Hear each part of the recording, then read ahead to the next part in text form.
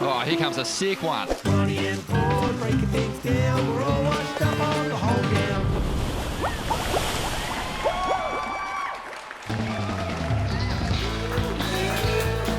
Yes, welcome back to The Hold Down, the show that celebrates everything there is to love about surfing. I'm your host, Ronnie Blakey, WSL commentator. This is my co-host, one of the co-anchors of the famous podcast, Ain't That Swell? The Swellians.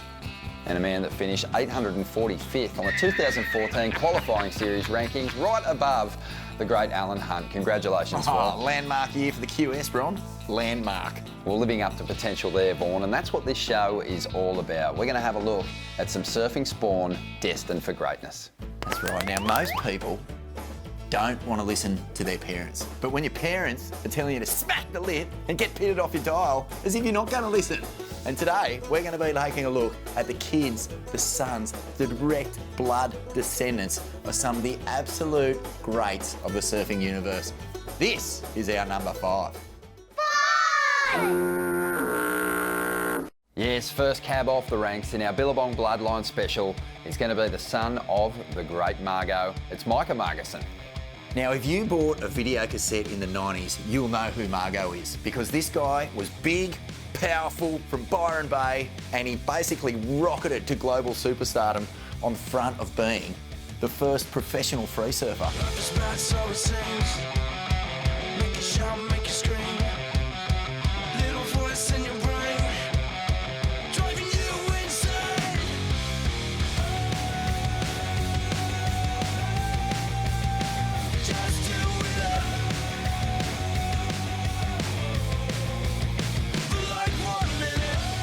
How good did he surf, Ron? Unbelievable. Actually, to this day, you know, Margot surfing stands the test of time. It's completely timeless, still relevant, and the world's best surfers often look to old clips of Margot surfing to get inspiration.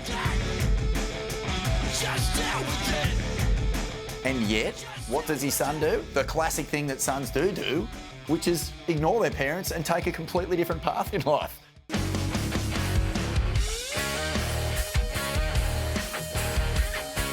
And when you watch Micah surf, you can see shades of the old man everywhere. Power, big, turns, hacks, everything that Margot had. The progression is there as well. But unlike Margot, he's taken his own route and he's gone down the competition path, and guess what? He's the under-18 Aussie champ. He's getting some success there, Ron. Look out, world, here comes Micah Margot. Yep, he's on a tear.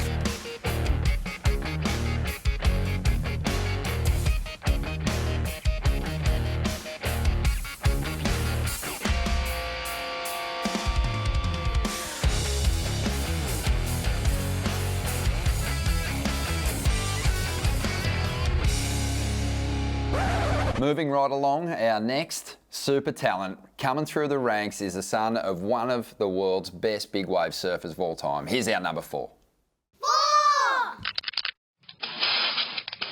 Jackson Patrick Shane Dorian. I don't even know if that's his middle name, but I'm just going to go with it because this kid is blowing minds. Has a kid this age surfed better, Ron? It's a good question, Vaughan, and it's one that I don't think I can find the answer to it at this point in time. I would say that as far as 13-year-olds go, Jackson Dorian is the best I've ever seen.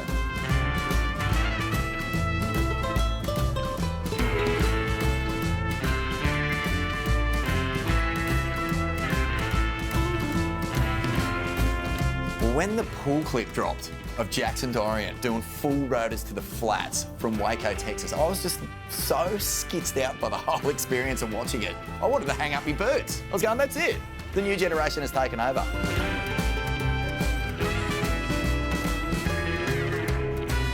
The crazy thing about that is that that's not even his favourite pool, because Uncle Kelly owns a pool, mate. He gets thrown in that thing all the time. Oh my goodness, the way that these kids are growing up and the things they have at their disposal to muck around on is just turning them into superstars already. Jackson Dorian, look, no pressure, mate. I don't want to be one of those guys who says, you know, are you going to be the greatest surfer ever? But you're heading that way, dude.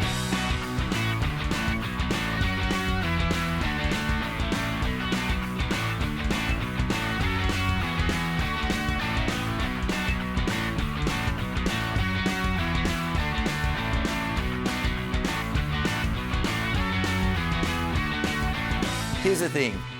Your dad is Shane Dorian, momentum generation, Hollywood superstar. You're a surfer, aren't you? What if I told you there's a movie, a Hollywood movie, that actually made surfers look cool? So you're an idiot. I wonder if you've ever seen In God's Hands, or do you reckon Shane has collected every edition ever made and just burnt them in a pile in the backyard?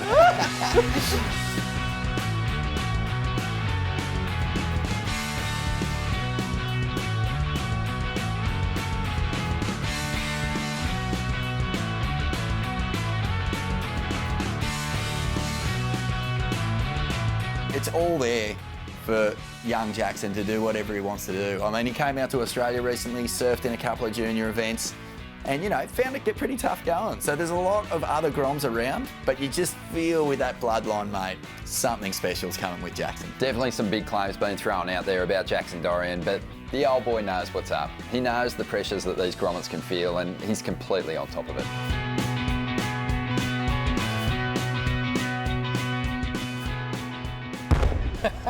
Can't wait to see what Jackson Dorian gets up to. A worthy number 4 in our books. Absolutely. Well, stick around because after the break, it will be time to reveal our number 3. We're all washed up on the whole game.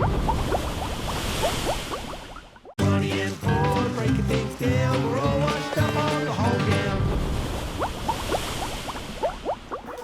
Welcome back to the Hold Down. Today, we're diving into the Billabong Bloodlines story and unveiling some future talent. That's right, from the loins of champions. Let's dive into our number 3. Well, his dad, Jeremy, was a QS grinder. Oh my God, he was on there grinding away for a while. And even though he didn't make much of a dent on those ratings, he was one of the great stylists from Angourie. And don't you worry, when you've got style and you're from Angourie, you are a god.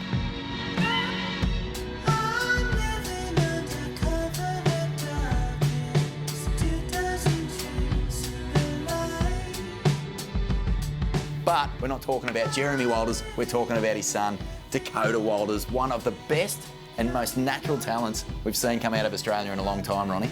Yeah, definitely. And you know, this story is all about bloodlines, but I feel like Dakota's story, you know, it's more than that because he's just from a region that has so much surfing talent, so many great surfers from the Angourie area. This is the thing I love about all the guys I've ever seen come out of this town. Guys like Laurie Towner, all the way back to Batty Trelaw. These guys know how to surf every type of waves. This region has so many good little secret setups that hopefully I'm not blowing and I'll be allowed back down there next time I'm in town. Sorry, boys.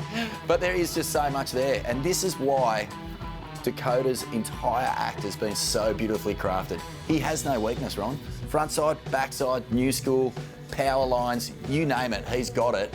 And he can do it on a variety of boards. And I'm really, you know, about to see this kid take off is a really exciting prospect. It is. And it feels like these kids, they're heroes in their hometowns, but it's when they really start to hit the road, start to experience some different locations, a bit of that Hawaiian juice, that things really start to come together. That's where the talent really starts to sprout. I've been lucky enough, Ron, to go on many trips with Dakota Walters. He came on a few of our early Grombash trips at Surfing World, and watching him surf, even from the youngest age, you could just tell he had the gift. And there's a million different ways that you can become a pro surfer, but the tried and true pathway has traditionally been board riders, straight into junior comps, and then straight onto the Kiwi, and then into the big leagues if you're lucky enough to be that good. Codes was kind of held back. He sort of found his own way, experimented with different boards, different waves, and now, funnily enough, he's still winning the Junior Series. Yeah, he's on a tear at the moment. He recently took out the Hydrolite Pro Junior Series. Mate, he's right where he wants to be. And I think that time away from competition, just refining his craft, working on different boards, getting experimental and mastering some different kinds of moves is really working in his favour. Definitely. But the big questions with Codes is what's he going to do? Is he going to go for a big career in the pro surf leagues, or is he going to go right and head off over the horizon and try and find cool waves to go surfing on? Who knows, mate? One thing for sure, we'll be watching him with razor sharp hawk eyes because the kid rips.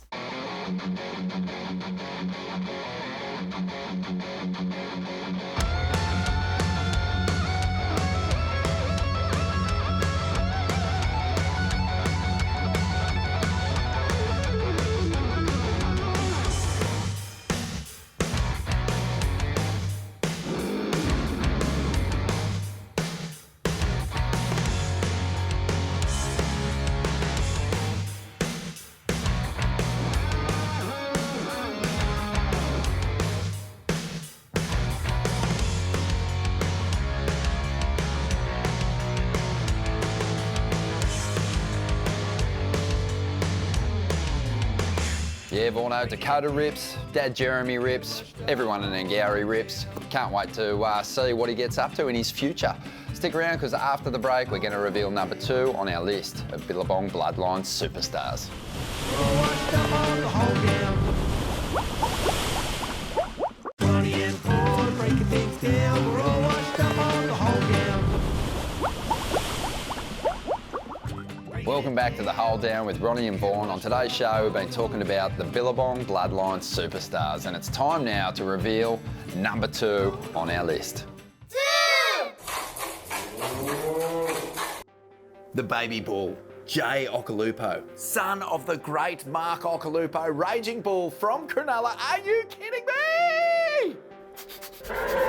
99 world champ, all hail Occhi! I can't believe someone gets to call Mark Occhilupo dad. I wish I could have called him dad. But, you know, I couldn't, because Alfie's our dad. What a story this is. I cannot believe we're lucky enough to have 2 Ockies in our lifetime.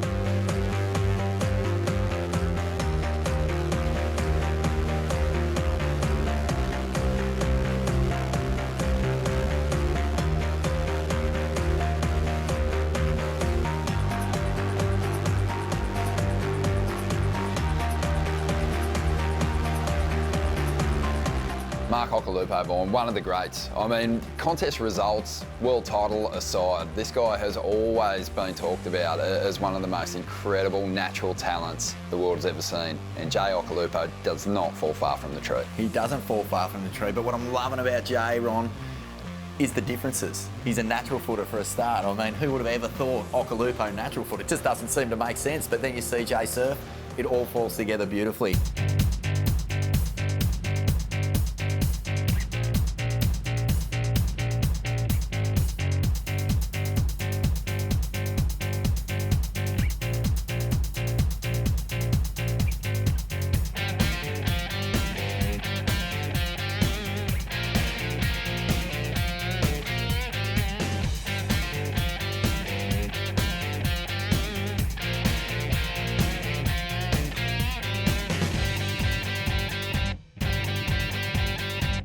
He's also had a great and esteemed junior career. And again, he stands on the precipice of where does he go now from here? Is he going to go down that world title route? Is he going to try and follow his father?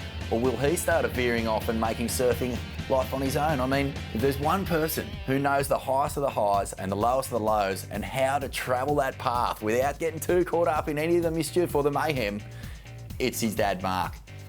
And just to make things even better, he's got his own wave pool. Can you imagine that? Dad, what are we doing for the holidays? Can we shoot up to the wave pool? Kidding me?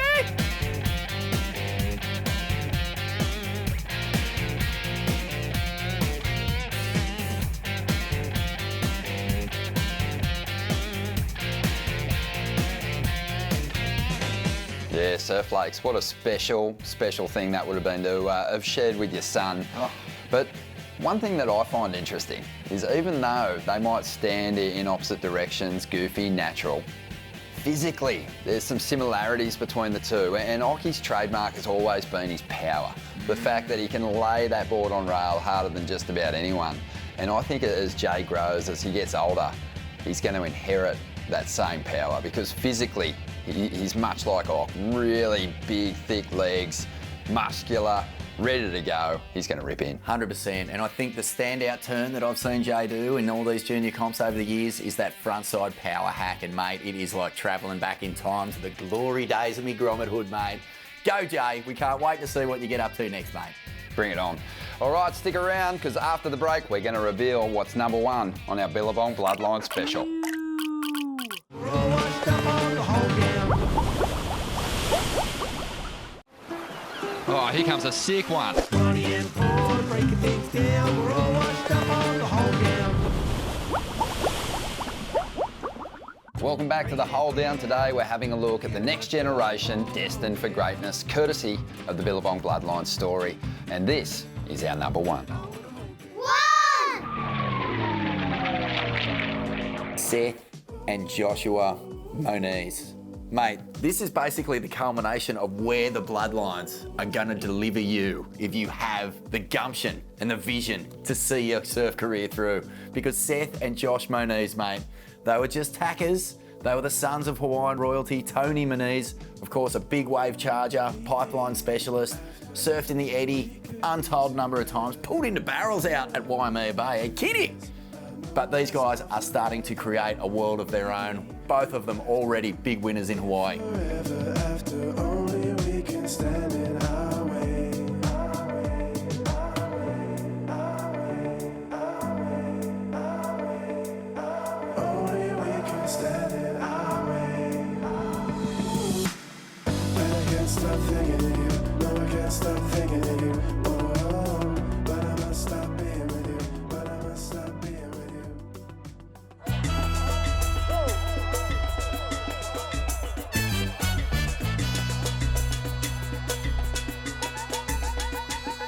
Bateu, tiro de meta, o time parte pro ataque. A bola fica à vontade quando tá no pé do craque. Seguindo com atenção, a cada passe jogada bem trabalhada termina com gol de classe. Time bem organizado, sabe como joga, toque rápido, coloca o outro time na roda. Se a bola tá no pé, então pare e analisa todas as possibilidades que te faz honrar a camisa. Chuta na rede, manda lá no fundo, segura a adrenalina, o jogo vira em um segundo. Torcida vibra, cada bola na trave. Cartão é vermelho, se comete falta grave. Então grave na memória aquele golaço que te levou à vitória e fez sair pro abraço. Futebol domina o coração do mundo inteiro, criado na Inglaterra, mas o rei é brasileiro. 11 guerreiros em campo, batalhando, trabalhando em busca do gol. Joga com garra na raça, taça, pra merecedor. Cruzamento, lançamento, com talento, o mais puro sentimento faz o verdadeiro show. I think there's another thing at play here too, Ron, which we haven't mentioned with any of the Bloodlines today, and that is the two different worlds that the fathers of these great young talents have grown up in compared to the world that these juniors have grown in. Back in the day, you had to get videos. You had to run down to the shops to buy a surf magazine. Access to surf info was really slow, and a lot of these guys were just natural talents who stumbled into the careers. Well, these days, these guys know exactly what they're doing, what the latest trick is within seconds of it happening. And Josh and Seth have both adapted so quickly, haven't they? To not just being, you know, really solid in pumping Hawaiian surf, but throwing backflips, getting on the QS, knowing what they got to do to win heats. And that's why they're starting to reach the peak of their powers at the perfect time.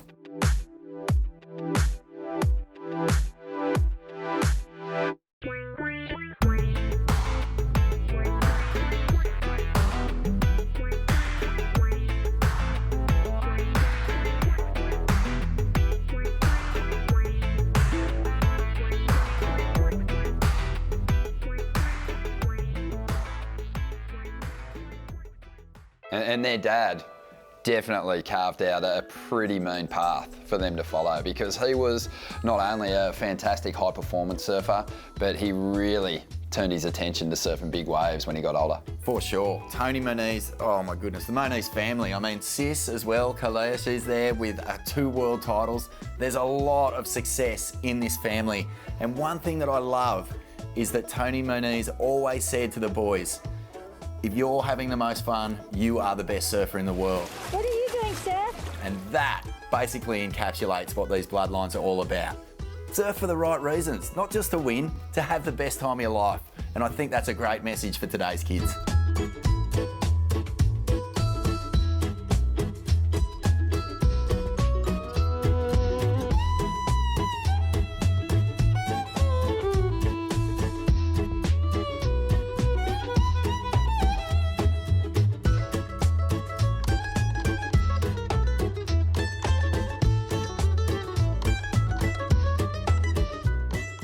Let's break down the brothers individually. First, Josh Moniz, the older brother actually, and a guy who had been touted for greatness from a young age. Gets coached by Reynos Hayes as well, which isn't a bad guy to have in your corner, as well as, you know, your famous hard-charging dad.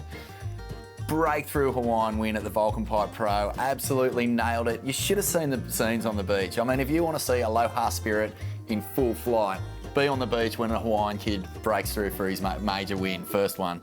I mean, he could not even move. He got swamped out in the water, chaired up the beach, magic scenes. You can see that this guy is going to make it onto the CT, but what about Seth Moniz out of nowhere just qualifying? Unbelievable, yeah. In 2019, just went on a mad tear, quarterfinaled in his first event, definitely collected big results. I think my favourite performance though came in Tahiti. Yeah, that was mind-boggling. For a kid his age to just be turning up to one of the heaviest reefs in the world and pack it. Whoa, he looked so comfortable in that surf. Warning signs everywhere for the guys on tour, isn't it? Because that was what they knew he was capable of. He turned up, he delivered under pressure in his first CT event there. And even scarier, he's got game in small waves. He can do backflips. So watch out for this guy as a world title threat in future years.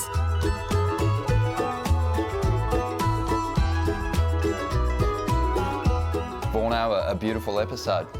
It was, and as a father myself of kids who don't surf, I'm going to make them watch it and then force them to go surfing. Thanks for watching. Stay tuned to The Hold Down. We'll see you next week.